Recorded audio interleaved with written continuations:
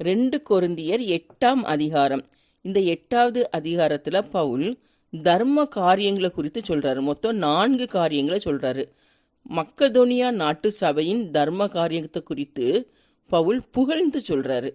2வது, கொரிந்தியர் இந்த தர்ம காரியத்தில் பெருக வேண்டும் சொல்லி சொல்கிறாரு. 3வது, சமநிலை பிரமாணத்தை குறித்து சொல்கிறாரு.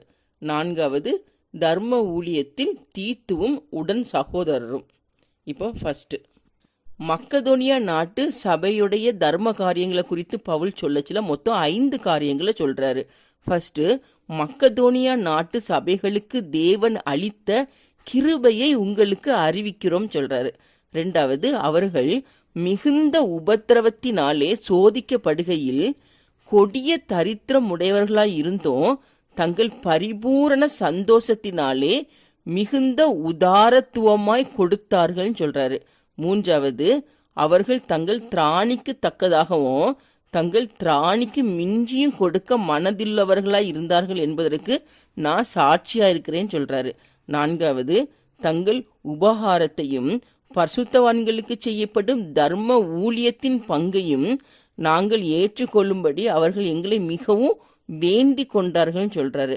5வது, நாங்கள் நினைத்தபடி மாத்திரம் கொடாமல் தேவனுடைய சித்தத்தினாலே ஃபஸ்ட்டு தங்களை தாமே கர்த்தருக்கும் பின்பு எங்களுக்கும் ஒப்பு கொடுத்தார்கள்னு சொல்கிறாரு. தங்களை தாமே கர்த்தருக்கு காணிக்கையாக கொடுத்தாங்க, அதுவும் இல்லாமல் எங்களுக்கும் அவங்க காணிக்கைங்களை ஒப்பு கொடுத்தாங்கன்னு சொல்லிட்டு பவுல் மக்கதோனியா நாட்டு சபையோட தர்ம காரியத்தை குறித்து சொல்கிறாரு. இனி அடுத்தது 2வது, தீத்து இந்த தர்ம காரியத்தை உங்கள்கிட்ட தொடங்கினபடியே அதை முடிக்கவும் வேண்டும் என்று நான் அவனை கேட்டுக்கொண்டேன். அதுவும் இல்லாமல் விசுவாசத்திலும் போதிப்பிலும் அறிவிலும் எல்லாவித ஜாக்கிரதையிலும் எங்கள் மேலுள்ள உங்கள் அன்பிலும் மற்ற எல்லா காரியத்திலும் நீங்கள் பெருகி இருக்கிறது போல இந்த தர்ம காரியத்திலும் பெருக வேண்டும். இதை நான் கட்டளையா சொல்லாம மற்றவர்களுடைய ஜாக்கிரதை கொண்டு உங்கள் அன்பின் உண்மையை சோதிக்கும் பொருட்டே சொல்றேன். நம்முடைய கர்த்தராகிய இயேசு கிறிஸ்துவின் கிருபையை அறிந்திருக்கிறீங்க.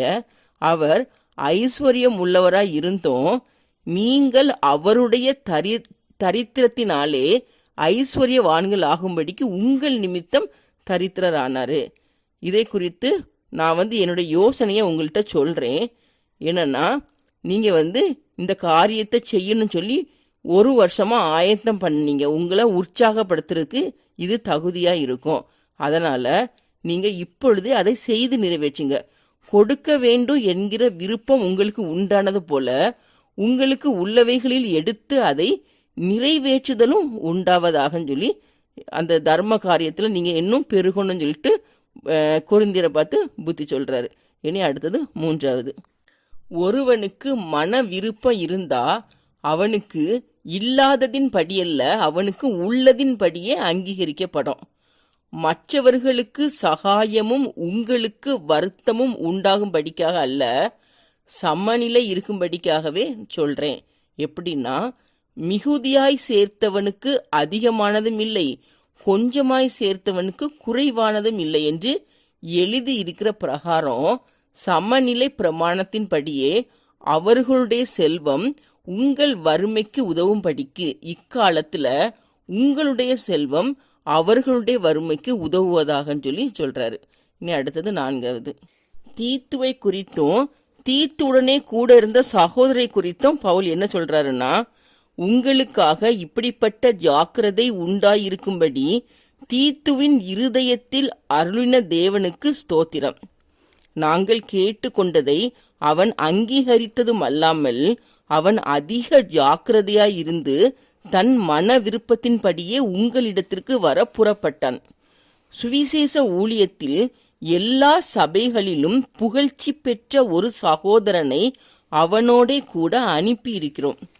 அவன் எப்படிப்பட்டவனா இருக்கிறான் அப்படின்னா, கர்த்தருக்கு மகிமை உண்டாகவும் உங்கள் மன விருப்பம் விளங்கவும் எங்கள் ஊழியத்தினாலே சேர்க்கப்படும் தர்ம பணத்தை கொண்டு போகையில் எங்களுக்கு வழி துணையாயிருக்கும்படி அவன் சபைகளால் தெரிந்து ஏற்படுத்தப்பட்டவனுமாய் இருக்கிறான்.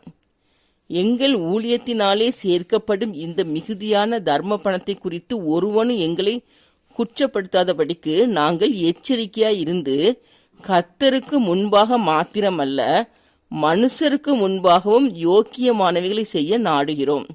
அதுவும் இல்லாமல் அநேக காரியங்களில் ஜாக்கிரதை உள்ளவன் என்று நாங்கள் பலமுறை கண்டறிந்தவனும் இப்பொழுது உங்கள் மேலுள்ள மிகுந்த நம்பிக்கையினாலே அதிக ஜாக்கிரதை உள்ளவனுமாகிய நம்முடைய சகோதரனையும் இவர்களோட கூட அனுப்பியிருக்கிறோம். தீத்துவை குறித்து ஒருவன் விசாரித்தால் அவன் எனக்கு கூட்டாளியும் உங்களுக்காக என் உடன் வேலையாளுமாயிருக்கிறான்.